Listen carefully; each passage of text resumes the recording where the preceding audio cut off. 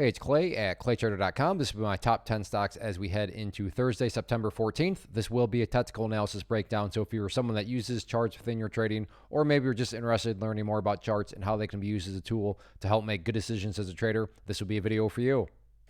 First off, a couple quick clarifications. Number one, the candlestick that you see right there will be moving around. That is because the market's still open for a small amount of time. But I like to do these videos when the market is still open because sometimes we can capture some really interesting late day price movement. And then second, I'll be using the 30-minute time frame, meaning each one of these candlesticks here represents 30 minutes worth of time. So stock number one here, CGC, bit more of a pullback here. First update will mean a little bit more to those of you that watched previous videos, but if you did, hopefully you remember me talking about 140 as an area of support, but basic technical analysis states that when levels of support are broken and closed below, they tend to act as resistance, and that is exactly what happened here. So you can see this morning there was a gap down, and then that opening 30 minutes price tried to bounce back up, and look at that, you can't make this stuff up, bounced directly off that former support, now resistance, did try again mid-afternoon, never hit it exactly, but got within the general vicinity, and then rolled back over again. So does that mean that the price can never ever get back above $1.40?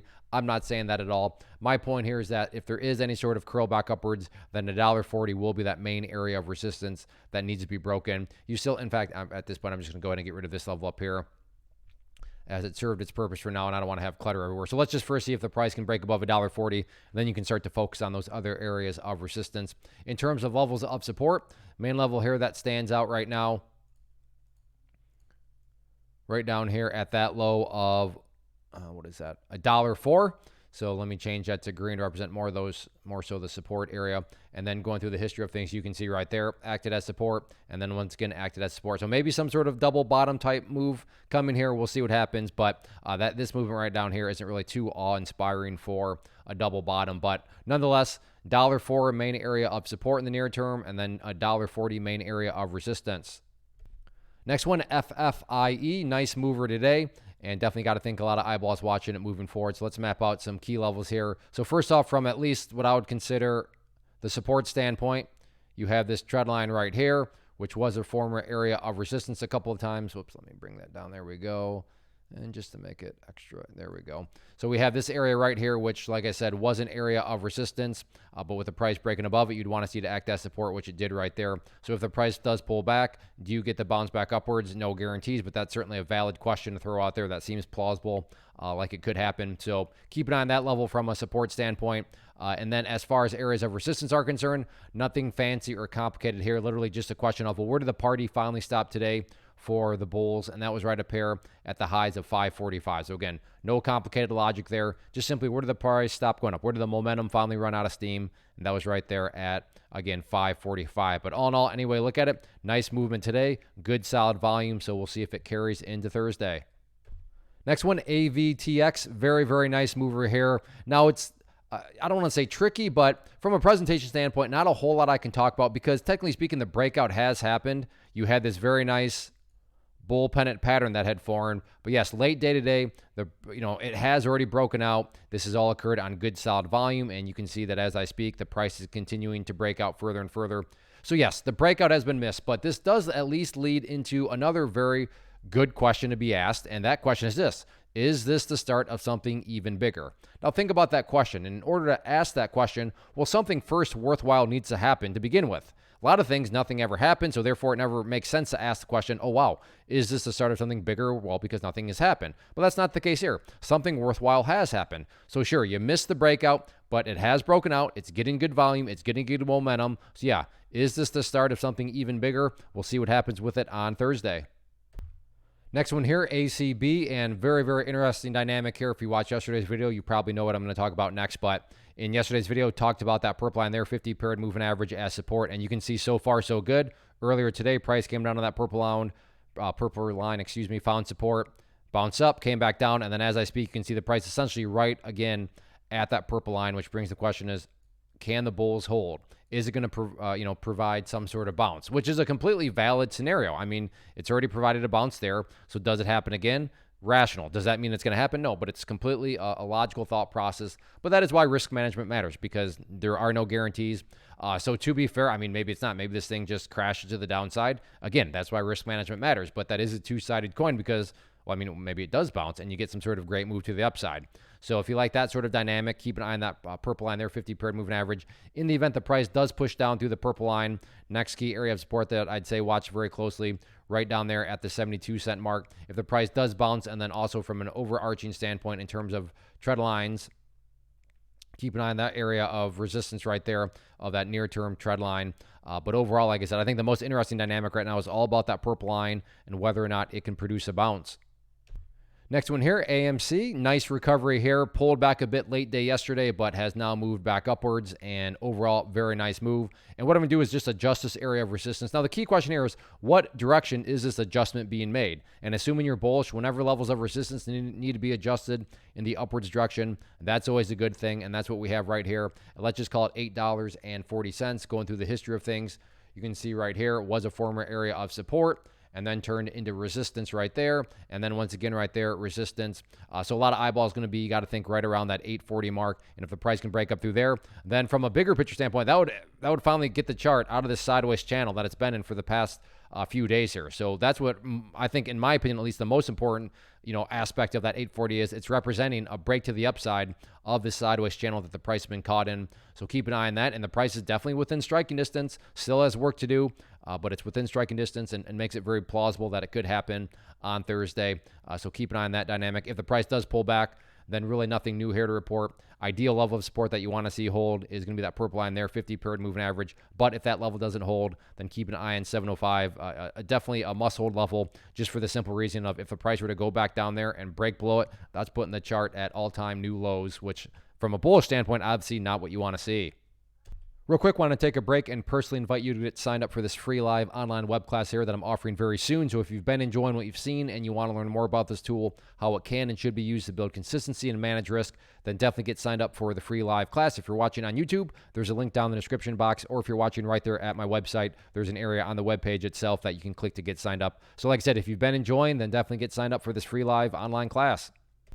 Next one here, AXLA. Not a whole lot to talk about, because if you watch past videos, then you know exactly that the levels I talked about did indeed pertain today, and they're still relevant moving forward. But as a quick recap, talked about that level right there, $7 as an area of support, and it did a fantastic, beautiful job of holding that support. So I'll turn that to a quick plug. The power of charts, definitely go get signed up for that free class. But price came down here, bounced, and then as I speak, you can see right now, this last 30 minutes, very, very nice green candle, once again bouncing right off this $7 range. So far so good. That $7 mark was an area that you would want to see act as support, and that's exactly what happened here today. If this bounce does continue, then the next key level you'll want to watch very closely up there at $1.40, which is that red line right there. Now, yes, the price did actually break up through it during that opening 30 minutes, broke through it, went all the way up there, but just did not have enough strength to actually maintain the break, and the price fell back below it. And then you can see right there, went right back to acting as resistance the next couple of candles. So $7 remains that key area of support,